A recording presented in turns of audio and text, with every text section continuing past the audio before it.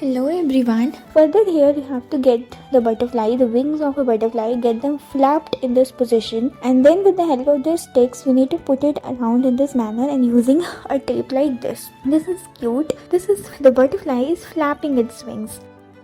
Now here again what are we up to? You just have to get the clay and get them beautifully attached in this manner. Attach them together and make it in this form to make it look like this. This is gonna look pretty. Here you have to just get them pretty face in this manner. Get them attached like this. You have to make them beautifully secured in this pattern and make a layer like this. This is cool, right? And then using the sheet you need to make these sticks around and get a paper wrapped on the top of it, and then you need to paste it inside and get them made into this form. Put a stick around. Here you have to get a cardboard and then arrange it in this wheel. This is gonna look pretty.